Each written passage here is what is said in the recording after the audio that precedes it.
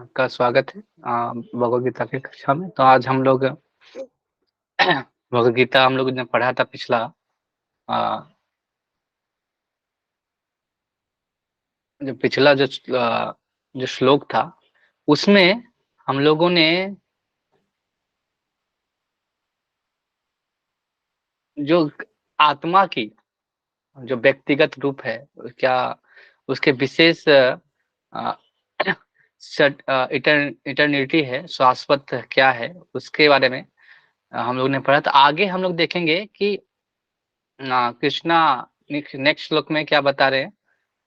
आध्यात्मिकता, उस जो व्यक्तिगत जो रूप है आत्मा के, उसके बारे में हम लोग आज इस श्लोक के माध्यम से चर्चा करने का प्रयास करेंगे। तो हम लोगों ने कल देखा कि कैसे आत्मा के स्वरूप के बारे में बताया कि ये जो आत्मा है हमेशा किसी न किसी शरीर में धारण करके हर अवस्था हर समय, हर वक्त में वो हमेशा रहती है।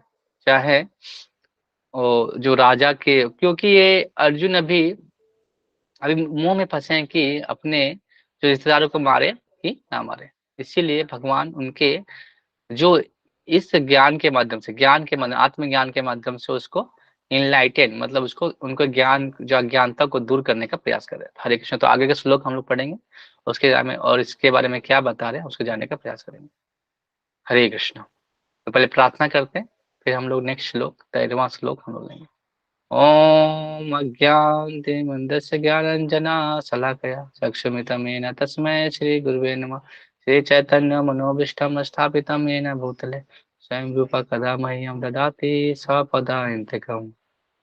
वन्देऽहं श्रीगुरो श्रीयुतापदकमलं श्रीगुरून् वैष्णवं च श्रीरूपं सावजातं साम्यान् रघुनाथान्वितं तं सजीवं साग्रदेवं सावधूतं परिणः सहितं कृष्णचैतन्यदेवं श्री राधा कृष्ण पादाम सहगण ललिता श्री विशाखावितांश। हरे कृष्णा करुणा सिंधु दीनबंधु जगतपते गोपेश गोपीकांत राधाकांत नमस्तुते सत्य कांचन गौरांगी राधा वृंदावनेश्वरी विश्वानुसुते देवी परमामि हरि प्रिये वांछा कल्पतरुभ्यश्च कृपा सिंधु पतितानां पावनेभ्यो वैष्णवेभ्यो नमो। जय श्री कृष्ण चैतन्य प्रभु नित्यानंद श्री अद्वैत दादा शिवासि गौर भक्तवृंद। हरे कृष्ण कृष्ण कृष्ण हरे हरे, हरे राम राम राम हरे हरे। श्रीमद् भगवत गीता की जय, श्रील प्रभुपाद की जय, समेत भक्तवृंद की जय। तो आज हम लोग पढ़ रहे हैं गीता का सार, दूसरा अध्याय और श्लोक क्रमांक है 13वां। तो आपको स्क्रीन में सब दिखाई दे रहा है? सबको दिखाई दे रहा है तो एक बार हाथ ऐसे हरे करेंगे। कृष्ण प्रभु जी। यस, धन्यवाद मुन्ना। दिखाई दे रहा है ना? जी जी जी। ओके। तो नेक्स्ट श्लोक हम लोग पढ़ते हैं। देहिनो स्मृता देहे कौमार्योऽनं जरा तथा देहान्तरप्राप्ति धीरस्तत्र न मुह्यति। देहिनो स्मृता देहे कौमार्योऽनं जरा तथा देहान्तरप्राप्तिर्धीरस्तत्र न मुह्यति। देहिनो स्मृता देहे कौमार्योऽनं जरा तथा देहान्तरप्राप्ति धीरस्तत्र न मुह्यति। हरे कृष्ण। तो ये बोल रहे हैं अनुवाद में, जिस प्रकार शरीरधारी आत्मा इस शरीर में बाल अवस्था से तरुण अवस्था में फिर वृद्धावस्था में निरंतर अग्रसर होता रहता है, उसी प्रकार मृत्यु होने पर आत्मा दूसरे शरीर में चला जाता है और धीर व्यक्ति ऐसे परिवर्तन से मुंह को प्राप्त नहीं होता। तो यहाँ पे एक एक वर्ड लेके हम लोग इसको समझने का प्रयास करेंगे। देहिनो स्मृता देहे, मतलब यहाँ क्या किसके बारे में बात कर रहे हैं? शरीर के बारे में बात कर रहे हैं। तो जो मैंने बताया कि जो 11वां से 30 श्लोक है, इसको सांख्य योग बोलते हैं। सांख्य योग मतलब कि भगवान जो आत्मा अविनाशकारी है और उसके बारे में बता रहे हैं, और वो काउंटर कर रहे हैं अर्जुन का जो ऑब्जेक्शन है। अर्जुन क्या ऑब्जेक्ट कर रहा है कि मैं अपने जो रिश्तेदार को कैसे मारूंगा, उसे कैसे मारूंगा। और तो कृष्ण उनको जो देहात बुद्धि से, जो देहात बुद्धि का जो कॉन्सेप्ट है उसे ऊपर उठा के क्या जो स्पिरिचुअल जो आध्यात्मिक कॉन्सेप्शन है उसको देने का प्रयास कर रहे हैं। तो हमको पता है कि dharma never cause harm to anyone, it bring ultimate good to everyone, and in bringing the ultimate good, if involves some surgical cleaning that needs to be done by the vision what actually dharma is based on the आत्मज्ञान। तो धर्म का हम लोग अच्छी तरह दिखाई क्यों नहीं देता कि हमारे जो शरीर है, आपको बताया था मैंने कि हमारे शरीर जो आत्मा है उसमें एक सूक्ष्म शरीर भी होता है और एक मन बुद्धि अहंकार का भी पार्ट है। तो जो हमारी बुद्धि है वो सबसे ऊपर होनी चाहिए, लेकिन जो अहंकार वाला पार्ट है वो बुद्धि से ऊपर होती है। तो हम इसीलिए हमको जो साफ-साफ से दिखाई नहीं देता। जैसे एक अगर कोई दर्पण है, उसमें धूल जमा है, तो हमें चेहरा दिखाई देता है क्या? नहीं दिखाई देता। तो उसी प्रकार अगर हमारे आत्मा के ऊपर ये शरीर का भाव है, अहंकार है कि हम क्या हैं? शरीर हैं। हम हम चिंटू हैं, हम मिंटू हैं, हम रिया हैं, ऐसा ऐसा नाम हम नाम ले लेते हैं। हम छात्र हैं, हम पिता हैं, हम माँ हैं। तो इस देहात बुद्धि से क्या है? हमको निकलना है। तो जैसे इस देहात बुद्धि से निकलने के लिए क्या करना पड़ेगा? आध्यात्मिक जो कांसेप्ट है उसको जानने का प्रयास करना चाहिए। जो ये शरीर है, ये शरीर क्या है और ये आत्मा क्या है?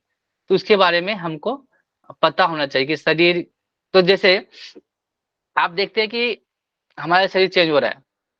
हम अगर हमारे शरीर चेंज हो रहा है बार-बार, हम छोटे थे तो हमारा क्या था? हमारा शरीर पूरा बाल-वाल नहीं थे, दाढ़ी नहीं थी, मूंछें नहीं थी, है ना? और हम पूरे हमारे हमारे जो हमारा आवाज़ भी अलग था थोड़ा।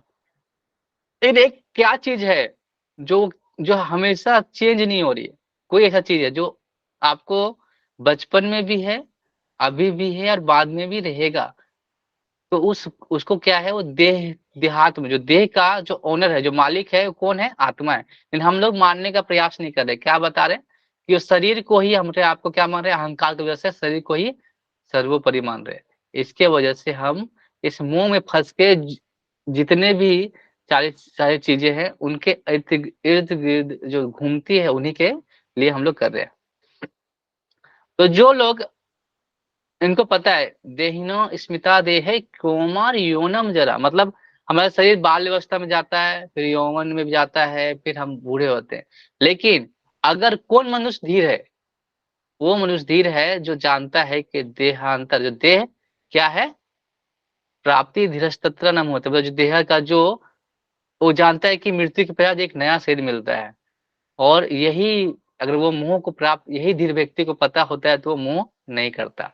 वही व्यक्ति धीर होता है। तो तात्पर्य के माध्यम से हम जानना का प्रयास करेंगे। तो हम लोग धीर का मतलब ये समझते हैं, हम अल्कोहल के कॉन्टेक्स्ट में समझते हैं। अगर कोई शराब पीता है, ठीक है? तो जो सोबर होता है, वो क्या होता है? वो अल्कोहल से दूर रहता है। तो जो बॉडी कॉन्सेप्शन है ना, वो लाइक अ इंटॉक्सिकेशन, प्रभुपाद बोलते थे कि एक नशे के जैसा है। और हम उससे, हमको पता है कि ये शरीर के अंदर भी एक चीज़ है, लेकिन हम उसको क्या कर रहे हैं? उससे निकल नहीं पा रहे। जैसे कोई शराबी होता है, वो उसको पता है शराब, मतलब उसको आदत लग गया है उस शराब का, लेकिन उस छोड़ने की कोशिश भी करने करता है, लेकिन वो कर नहीं पाता है। तो हमारा जो लाइफ है, जो गोल ऑफ लाइफ क्या है?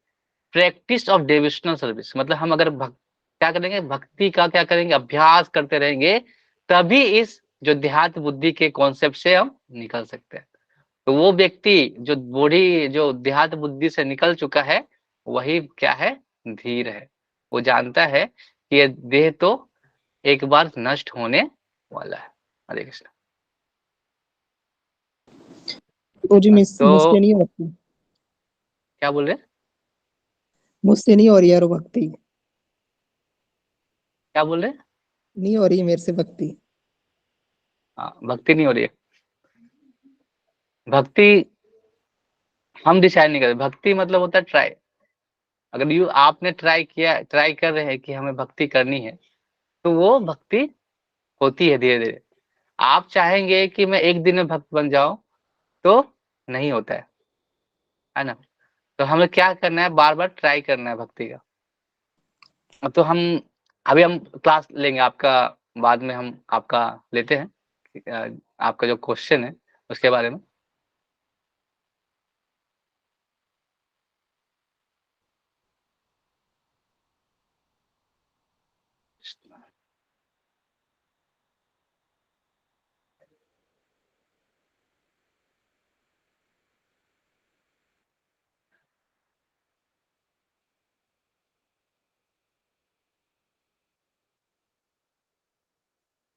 तो मैं पढ़ता हूँ तात्पर्य को, अभी वो स्लाइड नहीं हो रहा है इसमें। हरे कृष्णा। तात्पर्य में थोड़ा आप तात्पर्य थोड़ा सुनिए अच्छा से, और फिर उसके बाद हम थोड़ा जानने का प्रयास करेंगे कि धीर व्यक्ति और जो सेल्फ रियलाइजेशन, जो आत्म साक्षात्कार की ओर कैसे हम बढ़ सकते हैं। भक्ति मतलब होता है यू ट्राई, कि आप कितना कोशिश कर रहे हैं। कोशिश करने का नंबर है भक्ति। भक्ति मतलब ये नहीं है कि आप परफेक्ट, कभी हम लोग परफेक्ट की ओर नहीं जाना चाहिए कि हाँ, हम 4 बजे उठे तो 4 बजे डॉट करना है, 4 बजे मंगल ऐसे उठना है या जप करना है या ऐसे करना है। लेकिन हमें ऐसे परफेक्ट कर जब होंगे तो हम क्या होंगे, धीरे-धीरे वो जो भक्ति का जो रस है ना, वो उसको दूर हो जाएँगे। तो भक्ति में मतलब होता है कितना आपने ट्राई किया है उस भक्ति को करने में, ये ज़रूरी है। आप कितना उसको ट्राई कर रहे हैं उसको पाने में, वो ज़रूरी है। इसका ये नहीं मतलब है कि आप भक्ति का ये मतलब नहीं है कि हम सब चीज़ परफेक्ट करेंगे तो हम भक्ति कर रहे हैं, ऐसा कुछ होता नहीं। हरे कृष्ण। तो हम नेक्स्ट अभी पढ़ते हैं तात्पर्य, उसके बाद हम एक आपका सवाल लेंगे हम। प्रत्येक जीव एक व्यष्टि आत्मा है, प्रतिक्षण अपने शरीर बदलता रहता है, कभी बालक के रूप में, कभी युवा तथा कभी वृद्ध पुरुष के रूप में। तो भी आत्मा वही रहता है, इसमें कोई परिवर्तन नहीं होता है। वह यह व्यष्टि आत्मा मृत्यु होने पर अंततोगत्वा एक शरीर बदल लेकर दूसरे शरीर में देहांतर कर जाता है, और चूंकि अगले जन्म में इसका शरीर मिलना असंभावी है, चाहे वह शरीर आध्यात्मिक या भौतिक। अतः अर्जुन के लिए ना तो भीष्म ना द्रोण के लिए शोक करने का कोई कारण है, अपितु उसे प्रसन्न होना चाहिए कि वे अपने पुराने शरीर को बदलकर नए शरीर को ग्रहण करेंगे। इस तरह वे नई शक्ति प्राप्त करेंगे। ऐसी शरीर परिवर्तन से जीवन में किए कर्म के अनुसार नाना प्रकार के सुखों, उपभोग या कष्टों का लेखा हो जाता है। चूंकि भीष्म और द्रोण साधु पुरुष थे, इसलिए अगले जन्म में आध्यात्मिक शरीर प्राप्त होंगे, नहीं तो कम से कम स्वर्ग में भोग करने का अनुरूप शरीर तो प्राप्त होंगे ही। दोनों ही दशा में शोक का कोई कारण नहीं होता।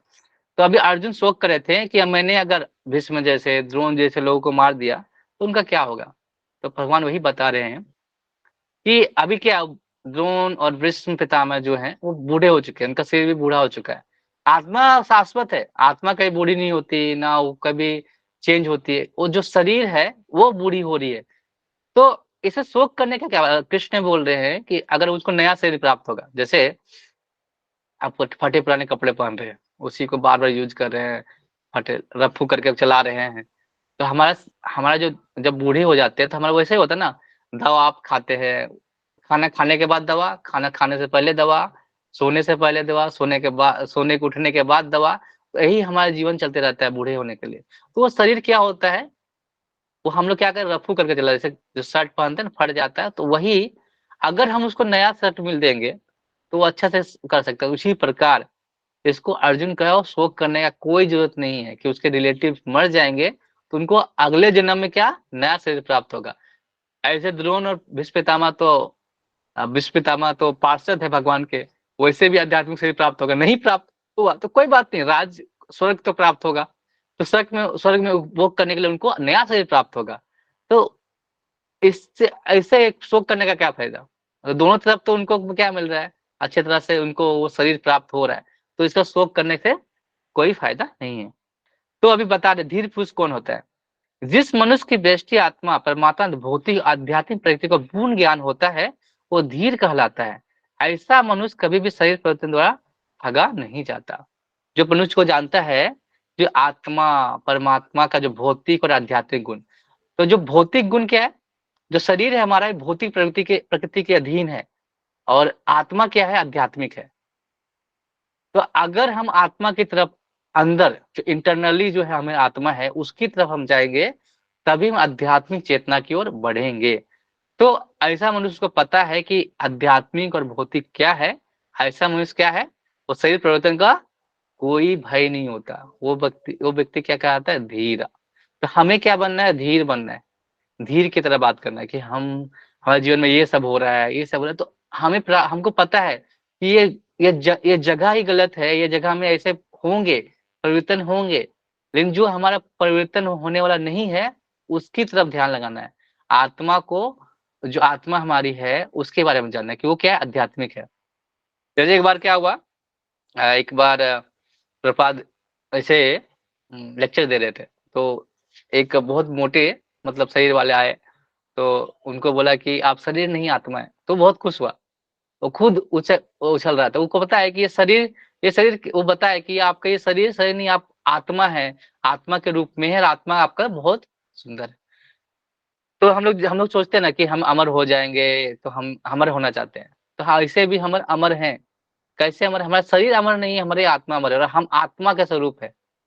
लेकिन हमारे जो अंदर बहुत सारी चीजें ढकी हुई है, जैसे हमारे जो दर्पण ढका हुआ है ना धूल से, तो उसको साफ कैसे करेंगे, चेतो दर्पण मार्जनम। कैसे, चेतना दर्पण को बार बार क्या करते हैं, मार्जन करते हैं। कैसे, हरि नाम, भगवान का नाम लेके, भगवान की लीला सुन के, तब भी वो मार्जन होगा धीरे धीरे। तो हम अपना जो स्वरूप है, आत्मा का स्वरूप को देख सकते हैं। वही आत्म साक्षात्कार कहलाता है। तो धीर पुरुष जानता है कि ये शरीर तो हमारा जाने वाला है, लेकिन इस शरीर को हम क्या लगाना है, भौतिक जो शरीर है उसको कहाँ लगाना है, भगवान के सेवा में। तो ये क्या बन जाएगा, आध्यात्म। जैसे कोई व्यक्ति भगवान की सेवा में पूरा शरीर जीवन लगा देता है, तो वो शरीर भी आध्यात्मिक हो जाता है। ये तुकाराम महाराज थे। तुकाराम महाराज के बताता हूँ कि महाराज तुकाराम महाराज सशरीर इसी शरीर को लेके वैकुंठ गए थे। मतलब ऐसा कभी मतलब, लेकिन उस समय में उसको गरुड़ जी उनको ऐसे ही लेके चले गए वैकुंठ। तो क्या वो अपना पूरा जीवन किसके, भगवान के सेवा में लगा दे। यहाँ जीवन में कष्ट है और होंगे ही, आप भक्ति करो ना करो, लेकिन आपको भक्त बनने से क्या पता चलता है कि हाँ, ये जीवन में कष्ट है, और इसका समाधान बस एक ही है, क्या, भक्ति। हम प्रैक्टिस करेंगे भक्ति, तो धीरे धीरे धीरे वो कष्ट आएंगे। ऐसा नहीं कि मुझे कष्ट नहीं है, भक्ति ऐसा थोड़ी होता है कि कष्ट, अगर भक्ति नहीं करते तो कष्ट नहीं हो।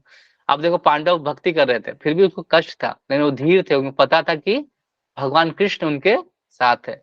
जब आप सरेंडर हो जाएंगे, जब आप पूरी तरह से शरणागत होंगे भगवान के, अपने गुरु के, तो कभी भी आपको उसकी चिंता नहीं है, और भगवान आपको देख लेंगे। और भगवान इसीलिए कष्ट देते हैं कि आप, अगर अगर सुख मिलेगा तो आप यही एंजॉय करने लगेंगे, बोलेंगे यही मजा आ रहा है, तो फिर हम क्यों जाएंगे बाहर। तो इसीलिए भगवान कष्ट देते हैं कि तुम यहाँ से निकलो, यहाँ से निकलो, ये जगह ही गलत है। कष्ट इसीलिए देते हैं। इसलिए दुर्गा देवी क्या बोलते हैं, दुर्गा देवी जेलर की तरह है इस जगत की।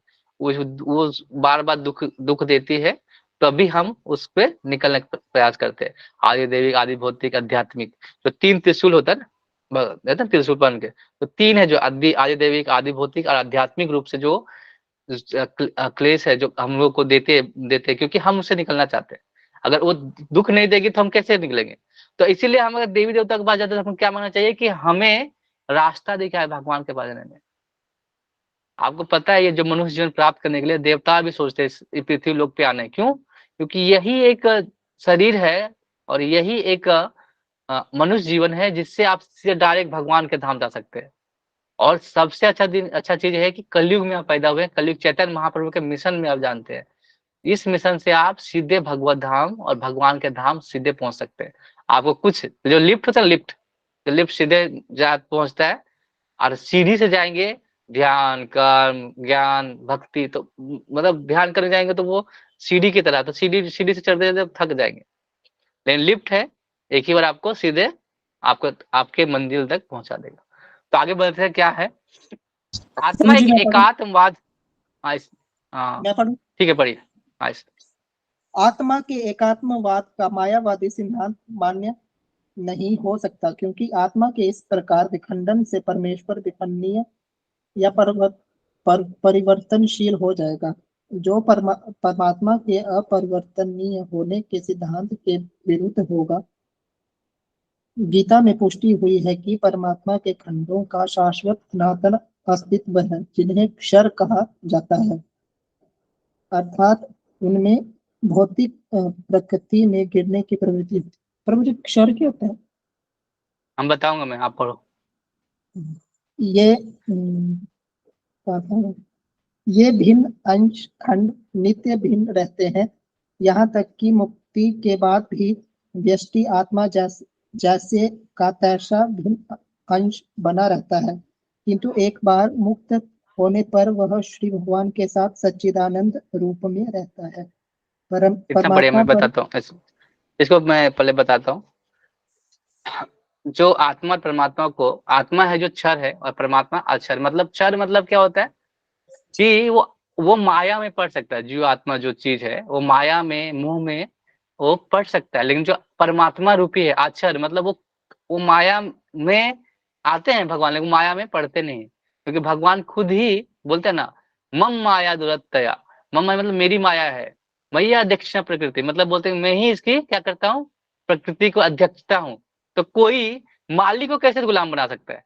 तो माया, वो जो जीवात्मा है उसका वो क्षर है, वही गिरती है। परमात्मा कभी नहीं गिरते हैं माया के रूप में, ऐसा बता रहे। और जो इस माया को लांग के चला जाता है तो मुक्त हो जाता है, भगवान के सच्चिदानंदन रूप में जो चला जाता है तो भगवान के धाम में वास करता है। हरे कृष्ण। नेक्स्ट पढ़े परमात्मा में। परमात्मा पर प्रतिबिंबवाद का सिद्धांत व्यवहत किया जा सकता है। जो प्रत्येक शरीर में विद्यमान रहता है वह व्यष्टि जीव से भिन्न होता है। जब आकाश का प्रतिबिंब जल में पड़ता है तो प्रतिबिंब में सूर्य, चंद्र तथा तारे सभी कुछ रहते हैं। तारों की तुलना जीवों से तथा सूर्य या चंद्र की परमेश्वर से की जा सकती है। व्यष्टि अंश आत्मा को अर्जुन के रूप में और परमात्मा को श्री भगवान के रूप में प्रतिष्ठित किया जाता है। जैसा कि चतुर्थ अध्याय के प्रारंभ में स्पष्ट है, वे एक ही स्तर पर नहीं होते। यदि अर्जुन कृष्ण के समान स्तर पर हो और कृष्ण अर्जुन से श्रेष्ठतर न हो तो उनमें उपदेशक तथा उपदिष्ट का संबंध अर्थहीन होगा। यदि ये दोनों माया द्वारा मोहित होते हैं तो एक को उपदेशक तथा दूसरे को उपदिष्ट होने की कोई आवश्यकता नहीं है। ऐसा उपदेश व्यर्थ होगा, क्योंकि माया के चंगुल में रहकर कोई भी प्रामाणिक उपदेशक नहीं बन सकता। ऐसी परिस्थितियों में यह मान लिया जाता है कि भगवान कृष्ण परमेश्वर हैं, जो पद में माया द्वारा विस्मृत अर्जुन रूपी जीव से श्रेष्ठ है। हरे कृष्ण हरे कृष्ण। अभी एक और प्रकार इसमें बहुत अच्छा उदाहरण दे रहे हैं कि जो प्रतिबिंब दिखता है ना, कभी आपने जल में देखा होगा, वो जी। आकाश में सूर्य, चंद्र और तारे। तो चंद्र, सूर्य, चंद्र तो एक ही है ना, तारे तो बहुत सारे हैं। तो जो परमात्मा एक है, उसके जो अंश रूप है, जो तारे जैसा दिख सकते हैं, आत्मा है। तो इसमें एक और बोला है कि परमात्मा का विखंडन नहीं होता, मतलब परमात्मा परमात्मा है, ऐसा नहीं कि वो एक अंश निकल गया तो 100 है तो 99 हो गया, ऐसा नहीं। वो हमेशा पूर्ण रहते हैं। वो चाहे कितनों भी उनसे अंश निकले फिर भी वो पूर्ण है।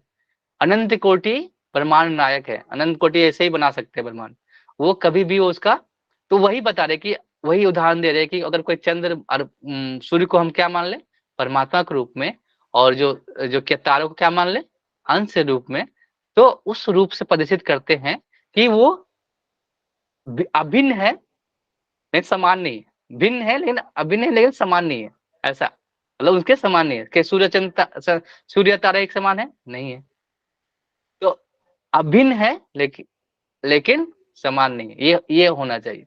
इसी को बोलते हैं अचिंत्य भेदा भेद तत्व। तो यही हमारा है चीज है। ये थोड़ा टाइम अब लगेगा मुझे लेकिन हम फिर से करेंगे बताना, चतुर्थ के। फिर से बताना, हाँ, फिर से बताना क्या बोलना भेद में? अभिन्न है लेकिन समान नहीं है। किस विखंडन से? मतलब भगवान परमात्मा जो आत्मा है परमात्मा से अभिन्न है, अभिन्न नहीं है, मतलब अभिन्न नहीं है पर मतलब अभिन्न, मतलब बोल सकते हैं क्या, अभिन्न है लेकिन समान नहीं है, ऐसा बोल रहे हैं। अभिन्न मतलब उससे भिन्न नहीं है, उसी से सारा कुछ है। गुणात्मक रूप में हम देखते हैं, मात्रात्मक रूप में उसके, जैसे हम कल बताए थे ना कि जो समुद्र का जल है, उस जल का पानी भी खारा है, बूंद भी बूंद लेंगे तो जल खारा लगेगा। उसी प्रकार समुद्र का पानी वो भी खारा है। दोनों का जो गुणात्मक रूप है, मतलब सेम है क्वालिटी, लेकिन वो क्या है, उसका मात्रात्मक रूप अलग अलग है। वो 100 है तो ये 0.1 है, ऐसा ऐसा रहता है उसका क्वांटिटी, ऐसा बोल रहे हैं, वो चीज बताना चाह रहे हैं। तो समान नहीं है क्वांटिटी रूप में, क्वालिटी थोड़ा सेम हो सकता है, वो भी एक ईश्वर के रूप में। जब वो ये क्या है, हम ईश्वर अपने शरीर के ईश्वर है, लेकिन भगवान सारे शरीर सारे जीवात्मा के ईश्वर है। उनको सब पता है सबके बारे में कि पिछले क्या हुआ, अभी क्या होगा, बाद में क्या होगा। वो सारे शरीर को क्या है, ईश्वर है, इसीलिए वो परमात्मा रूप में भगवान है। तो वही हरे बता कृष्ण। रहे हैं कि एक और अभी एक और चीज बता रहे हैं, लास्ट में देता हूँ तो जैसे अगर अर्जुन और कृष्ण समान हो जाएंगे तो कैसे ज्ञान प्राप्त होगा। कभी भी जो गुरु और शिष्य कभी समान नहीं होते, कभी भी जो ज्ञान होता है ऊपर से नीचे आता है, नीचे से ऊपर नहीं आता, समान रूप से नहीं होता। तो कभी भी हमको अगर दोनों में मोह में पड़े हुए हैं, दोनों माया में है, तो फिर ज्ञान कैसे देंगे। कोई तो एक एक होना चाहिए ना, हाई हाई में, तभी ना हम ज्ञान की प्राप्ति कर सकते हैं। तो एक इसीलिए ये जो अर्थिन है, जो संबंध है उपदेशक का कि जो बोलते हैं ना मायावादी कि हम एक समान है, ब्रह्म है, सब एक में लीन हो जाते हैं, वो यही लॉजिक कट जाता है। क्योंकि कभी भी हम समान जो लोग हैं कभी एक दूसरे के ज्ञान की प्राप्ति नहीं कर सकते। इसीलिए अगर ऐसा कर सकते हैं कि अर्जुन रूपी जीव में श्रेष्ठ है, जीव जो आत्मा उन लोग से श्रेष्ठ है, लेकिन वो कृष्ण से हमेशा क्या रहते हैं, नीचे रहते हैं, सखा रूप में भी रहे, लेकिन भगवान कृष्ण हमेशा उनके वो सारथी हैं। आप बोलेंगे, हम देखेंगे तो बोलेंगे वो भगवान तो सारथी हैं, तो अर्जुन के नीचे बैठे हुए हैं। आपको पता है जो सारथी होता है, जो चलाने होता है, अर्जुन अर्जुन पैर से देखते थे कि इधर जाना है तो इधर पैर से ऐसे कर देते हैं, और इधर जाना है तो इधर। तो वो क्या है, भगवान भक्त के लिए, वो भक्त के लिए वो क्या करते हैं, अवतार लेते हैं, और वो जगह लेते हैं, पद लेते हैं। लेकिन वो ऐसा नहीं कि भगवान सारथी हो गए, नहीं, वो भगवान भक्त के लिए लेते हैं, लेकिन वो हमेशा उच्च पद पे हमेशा रहते हैं। इसीलिए अगर कोई अगर उपदेशक है तो हमेशा क्या होना, श्रेष्ठ होना चाहिए आपसे, तभी हम उस ज्ञान को प्राप्त कर सकते हैं। नहीं तो हम अगर समान रूप से जो लोग हैं, तो माया में दोनों मोहित हैं, तो हम कैसे कह सकते हैं कि ये ज्ञान श्रेष्ठ है। तो यही भगवान बता रहे कि जो व्यक्ति आत्मा परमात्मा के भौतिक और आध्यात्मिक रूप को अच्छी तरह जानता है, वो कभी भी शरीर परिवर्तन के में ठगा नहीं जाता। वही पुरुष क्या है, धीर है। तो हमें क्या बनना है, धीर बनना है। अधीर कौन होता है, वो ये हो गया हमारा शरीर खराब हो गया, हम दुख में हैं, हम रोग में हैं, हमको हमको इतना दुख हो रहा है, हम क्या करें, ऐसे पर कंफ्यूज रहता है। तो ये होना ही है, इस जगत में जन्म मृत्यु जरा व्याधि ये होगा ही, आप इसको रोक नहीं सकते। आप कर क्या सकते हैं, भगवान की भक्ति जो आपको मिला है, तो उसके लिए प्रयास करना चाहिए। अब हम ये जो भौतिक चीज है ना, उसको हम सोल्यूशन ढूंढते रहेंगे तो कभी नहीं होगा। लोग क्या करते हैं, अभी देखो, हम लोग बोलते हैं कि हम बहुत ज्यादा मेडिकल में बहुत ज्यादा अच्छे पद पे हैं, अच्छा, लेकिन क्या वो कोरोना आया, कुछ नहीं बचा पाए हम लोग, सारा व्यवस्था फैल। तो आप कैसे बोल सकते हैं। तो ये चीज हो ही नहीं, अगर भौतिक चीज को हम भौतिक चीज निकालने से कभी हो ही नहीं सकता। इसीलिए हमें क्या शरण लेना चाहिए, आध्यात्मिक चीजों का, आध्यात्मिक ज्ञान का इसीलिए जरूरत है इस आजकल के युग में। तो तभी हम इस सोल्यूशन को, इस हल तक पहुंच सकते हैं। हरे कृष्णा। तभी कोई सवाल है, पूछिए। प्रभु जी भक्ति। हाँ, क्या भक्ति, भक्ति मतलब आपको क्या लगता है, भक्ति मतलब आपको क्या लगता है, मैं फिर बताऊंगा भक्ति मतलब क्या होता है। कोई पता नहीं चलता मेरे को, तो सुबह ही नहीं उठता हूँ ना, सुबह उठ के मतलब ऐसे ही नास्तिक सा बना हुआ मैं, देरी से उठता हूँ, सुबह उठ नाश्ता के भी नहीं। कितने बजे उठते हैं। आज तो उठ गया मैं 9 बजे का, से मैं 7-8 बजे उठता हूँ। हम्म। और और क्या करते हैं 7 बजे उठ के। बस उठना, मुंह हाथ धोना, टॉयलेट जाना, खाना बनाना और हम्म। तैयार होना और चल जाना। कहाँ, क्लास। हाँ जी, ITI पढ़ता हूँ। तो इसमें क्या समस्या है, लेकिन एक चीज इसमें जोड़ना है बस, हाँ जी। वही भक्ति होता है। सुबह उठना है, अब सुबह लेट से उठे लेकिन कोई दिक्कत, अभी ट्राई करना है। आप मान लो कोई चेन स्मोकर है, जो कोई स्मोकिंग करता है, हम उसको बोल देंगे एक ही दिन में सब कुछ छोड़ दो, तो छोड़ पाएगा नहीं। तो आप अगर आपको भक्ति करना है तो आपको एक कदम लेना पड़ेगा। कि जैसे हम लेट उठ रहे हैं, आपको लग रहा है कि हम लेट उठ रहे हैं, ये लेट उठना भक्ति ऐसा नहीं है, आप प्रयास करना चाहिए। क्या लेट उठे, ठीक है, तो हम एक काम करेंगे, आज 9 बजे उठे, तो एक काम करेंगे, जी कल 8 बजे उठने का प्रयास करेंगे, 8:30 बजे उठने का प्रयास करेंगे। ऐसा नहीं कि अब, लेकिन करना है। अगर आपको प्रयास करना पड़ेगा, भक्ति मतलब ये नहीं कि आपको हम रास्ता दिखा सकते हैं, चलना तो आप ही को पड़ेगा।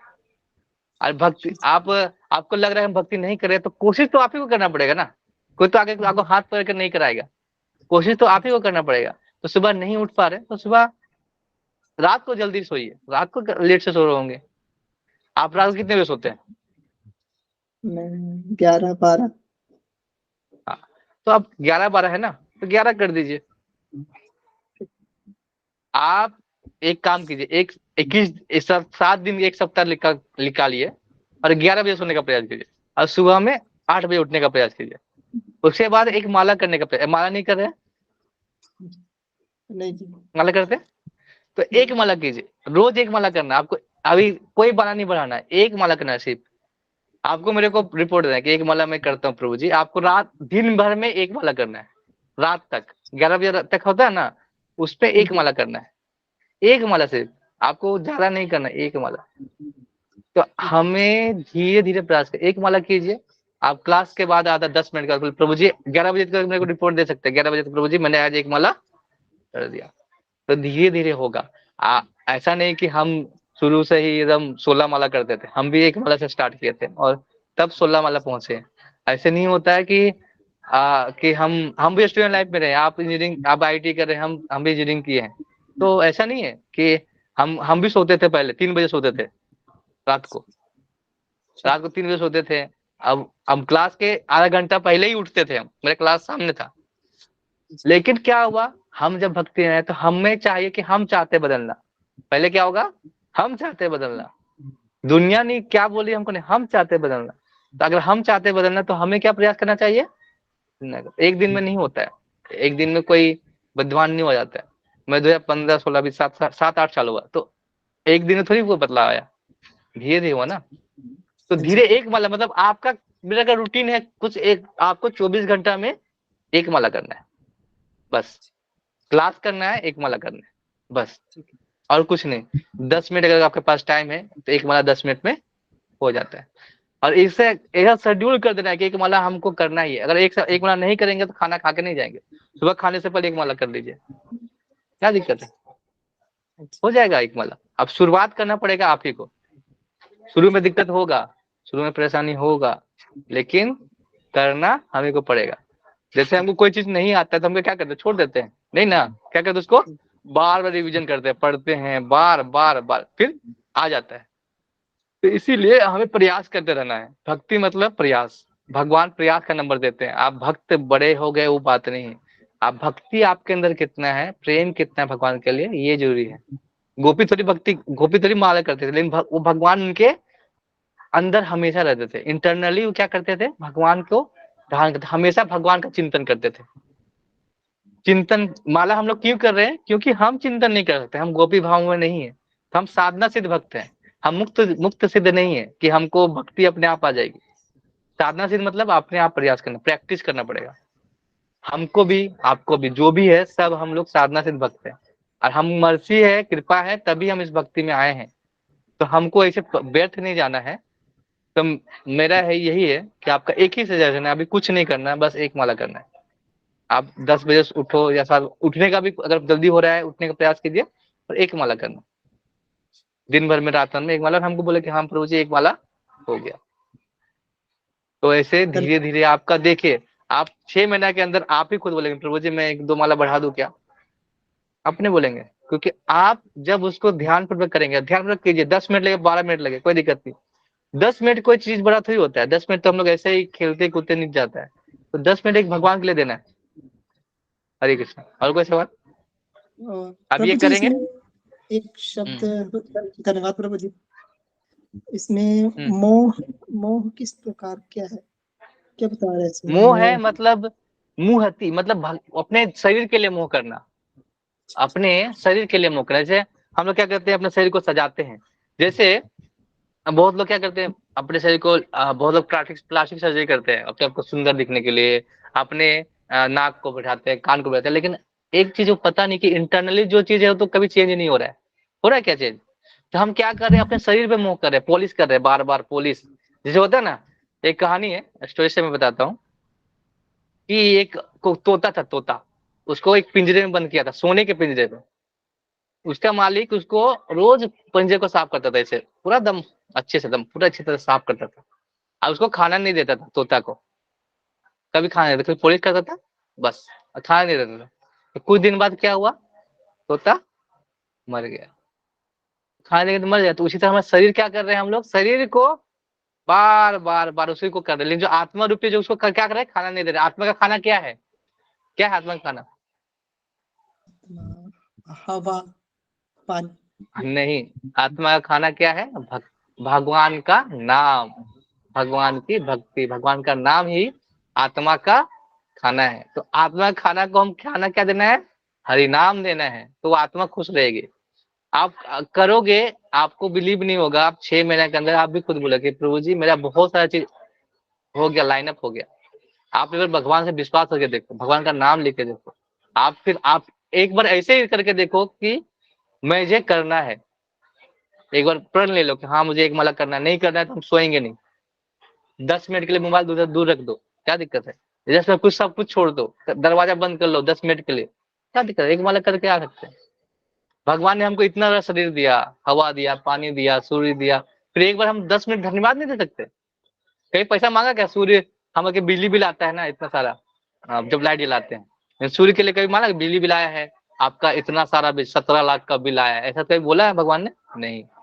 तो हम एक बार उसको क्या धन्यवाद देना चाहिए। यही हमारा क्या होता है, हमारा एक तरह भगवान के लिए एक अर्पण है। तो भगवान उसको देखते हैं, जैसे एक पिता जो पुत्र है अपने पिताजी के पैसे से एक कलम खरीद के पिताजी को देता है, उसको पता है किसका पैसा है, उन्हीं का पैसा है, लेकिन उससे क्या होते हैं, खुश होते हैं।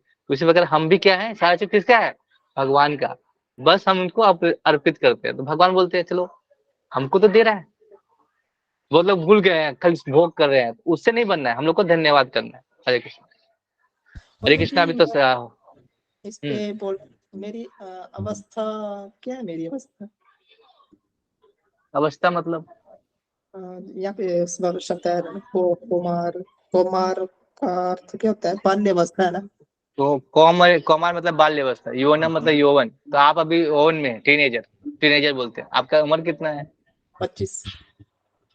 हाँ, तो अभी अभी यौवन में है, फिर 25 के बाद जैसे जैसे धीरे धीरे हमारा जो एज घट जाता है, 25 साल, तो धीरे धीरे हमारा जो एज, हम वृद्धावस्था में जाते हैं। और फिर एक आता है ना कि अधेड़ अवस्था को क्या बोलते हैं उसको, एक बीच का मिडिल एज आता है, जब 30-35 साल के ऊपर जाते हैं तो मिडिल एज आता है। फिर धीरे धीरे क्या होता है, फिर हम लोग वृद्ध होते हैं। तो ये अवस्था चलती रहती है। तो ये शरीर की अवस्था है, आत्मा हमेशा चेंज नहीं होती। वो तो कभी चेंज, आपको बचपन में याद है, अभी भी याद है, यानी जो अंदर का सब कुछ तो याद है, कौन कौन जानता है सब कुछ? यानी शरीर मतलब चेंज हो रहा है ना, हम वो तो नहीं चेंज हो रहा है। तो हम इस चेंज को कुछ मानना नहीं, इसमें मोह नहीं करना, ये तो होगा, हमें क्या प्रयास करना है उसके लिए ध्यान दें। हरे कृष्ण। प्रभु जी, मैं वैसे ओके। डिप्लोमा कंप्यूटर का कर रहा हूँ ना, वैसे डिप्लोमा कर्म हम्म। कांड कब होता है? कर्म कांड आप कर सकते हैं, वो कर्म कांड क्या है, अगर आप कर्म कांड करके, मतलब कर्म कांड मतलब क्या है, आप कर्म में फिर फंस रहे हैं। कर्म कांड कर सकते हैं, लेकिन किस लिए कर रहे हैं, भगवान के लिए के सेवा के लिए करेंगे तो ठीक है, लेकिन अपने लिए कर रहे हैं निस्वार्थ, तो वो गलत है। कर्म नहीं तो कांड के वहाँ आप सीख सकते हैं, यज्ञ सीख सकते हैं, यज्ञ को भगवान को यज्ञ, वैष्णव यज्ञ होते हैं तो सीख सकते हैं, कोई दिक्कत नहीं। हरे कृष्ण। तो नेक्स्ट नेक्स्ट क्लास में हम लेंगे। माता जी को एक सवाल है। ओके। हरे कृष्णा हरे कृष्णा। कोई सवाल था माता जी? आपका आवाज है ना माता जी, आता ही नहीं है मुझे। नहीं प्रभु जी, मेरा कोई भी सवाल नहीं। ओके ओके ओके ओके, हरे कृष्णा। तो एक बार हम लोग महामंत्र बोल के समाप्त करते हैं। हरे कृष्णा कृष्ण कृष्ण हरे हरे, हरे राम राम राम हरे हरे। श्रीमद् भगवद गीता की जय, श्रील प्रभुपाद की जय, समेत भक्त बिंद की जय। हरे कृष्णा। धन्यवाद।